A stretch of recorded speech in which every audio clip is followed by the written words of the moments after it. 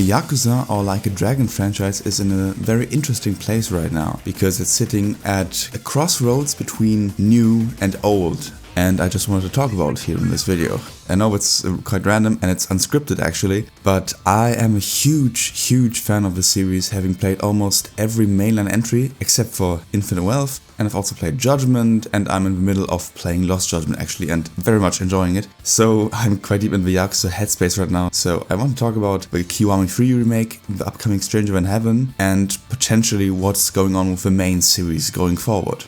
Before we get started with any of that, let's just talk about the state of the franchise as a whole. Not including Stranger Than Heaven, there are now 24 games in the series. 9 mainline games, 2 Judgment games, 2 Samurai spin-offs, 1 Pirate spin-off, 1 Zombie spin-off, 2 fighting games, an anime spin-off, 4 whole remakes and 2 Gaiden games. This series is huge. It's also been going on for 20 whole years, with very consistent output and also very consistent quality.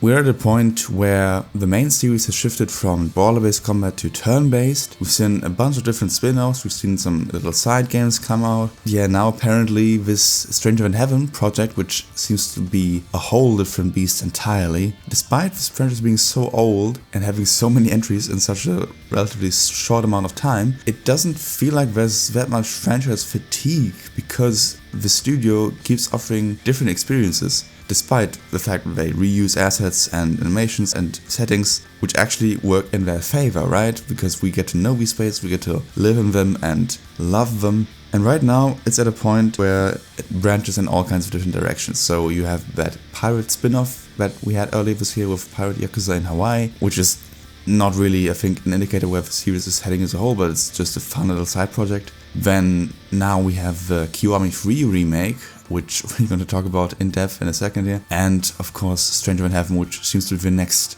big step in the franchise that maybe is a new franchise on its own. And it's not clear yet entirely how connected it actually is to the mainline series of Yakuza. But let's start now with talking about Kiwami 3, the remake of the third entry in the mainline series.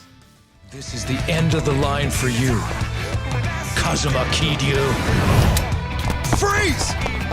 Tamashiro got nothing to do with this place! Spare them! Spare this orphanage! Please! So, Kiwami 3 is a fascinating topic because for the longest time it seemed like this is what the fans wanted. This is also what I wanted, despite me personally quite enjoying the third game in the series, despite its rough combat. But now that it has been revealed, it's a more complicated topic because, of course, there's a whole controversy around some of the actor changes, and also that there's one actor who has been charged with sexual assault and he's still in the game for some reason, which has the community in quite the uproar, understandably so. But apart from that, just stylistically or artistically, the game looks very faithful story-wise to the original, even though they say they have new added scenes and expanded content, of course, as also the first 2 Kiwamis had. There seems to be general consensus that this remake doesn't seem to add much, or even looks worse, which I don't think it looks worse, to be honest. I don't see how you could make that argument. Apart from maybe some of the face changes. For example, the character of Rikiya, which is supposed to be this funny upstart countryside dude that you hang out with, who now looks completely different, which will in turn affect how we perceive his personality. But aside from that, this game obviously looks very good, just graphically speaking. It looks very much on par with the other current games in the series, like Lost Judgment and Infinite Wealth. But the thing is, even though personally I was really looking forward to them remaking this third game, just out of curiosity I think mostly, because I would really love to see this game shine in its full glory, because I think the original is actually quite underrated, particularly because of its story and setting and general vibe, even if the combat can be tedious. When I was watching this gameplay that they uploaded for Kiwami 3, I had this feeling of, do we need this actually? Because it looks so familiar and so samey, which is ironic to say about a series that is thrived on being so familiar and so free with reusing assets and animations. But I still wondered, okay, is this really worth it? But I think this is where the actual most important part comes in, which is Dark Ties, the side game that is attached directly to Kiwami 3, which dives deep into the backstory of the main antagonist, Yoshitaka Mine, which is one of people's favorites in the entire franchise, for good reason. He's an awesome character, so getting to play as him actually in a whole game is really cool. And the fact that it's bundled in with Kiwami free and that they are both as a bundle just 60 euros is quite nice in today's AAA space. So that's definitely a plus. Looking at the footage of Dark Ties, specifically the combat, there's a very distinct style that Mina has with his boxing focus, where he also can like jump off of enemies with his very acrobatic style. It looks awesome and I can't wait to see how it plays and to actually get my hands on it.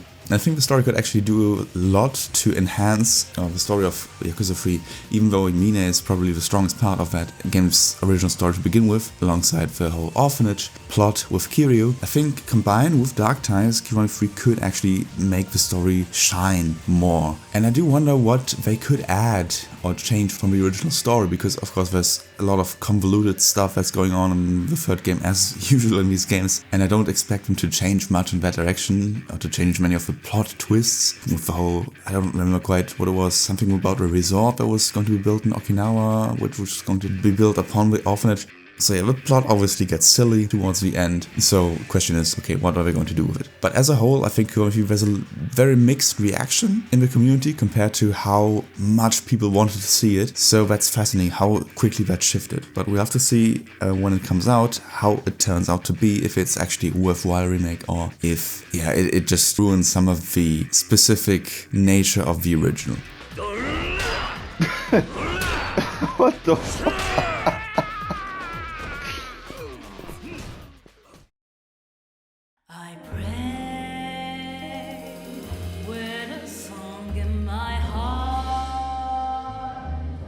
As for Stranger Than Heaven, this is of course the biggest new thing coming out of RGG Studios, which we have teased in this Project Century trailer at first, which showcased a brand new setting in 1915 Japan with very much a slower style of gameplay and more visual, more focused on weapons and parrying. The gameplay looked quite different from the usual Yakuza feel, so not like they're reusing any assets or animations, but starting off from scratch with brand new gameplay styles and mechanics. A few months ago they released a full actual reveal trailer where they called the game Stranger Than Heaven, which showcased in 1943 Japan, so there's a second setting in the game which will apparently drastically change the look and feel of the game. And the question is, of course, is this connected to Yakuza because it doesn't have the title, it's not called Like a Dragon or anything, but apparently some people have found out that the city that you see in the newest trailer does actually look like Salt and Body, which we have seen in Yakuza Kiwami 2, Like a Dragon and Yakuza 0 as well. Of course, that is set in Japan and in a familiar place, but we don't know how much the story connects to the other Yakuza games. But this is a really exciting game because it looks so different, much slower in a way, because when you look at some of the combat sequences or how you just walk through the streets, it looks more like almost, I hate to say it, like a Sony game, so more scripted in a way, and I do wonder how it's going to play out, if it's going to be that scripted and how much agency you have as a player, because it looks more restricted than the Yakuza games. Interestingly, you also play as a detective apparently in Stranger Than Heaven, a guy called Mako Daito, which is interesting because it connects a bit again to the lack of Judgment games that we've been having, and maybe this is the studio's way of latching onto that lack of another Judgment game by implementing it into this one. But again, it does seem to be another story about crime families, so very much in the familiar territory for RGG Studios, but just in a fresh setting with brand new mechanics and just gorgeous graphics. I mean, I don't usually need realism necessarily in my games, but goddamn, this game looks phenomenal from what they've shown. So, but this begs the question, okay, is this the next step for the series as a whole? We've had the spin-offs like Pirate Yakuza, we had now the third remake of the main series, we have the turn-based RPGs, and the question is now, okay, is this the next main step for the series, or will we actually get another entry into the Like a Dragon series with a Like a Dragon 9, with a sequel to Infinite Wealth? There are no details known on this yet, and I imagine we'll have to wait and see a while longer, but I think with how successful these turn-based RPGs are, they will be continued to be made. And it's interesting because the Yakuza series has so many different directions it's going into now, with little side stories, with turn-based RPGs, with this exciting new entry,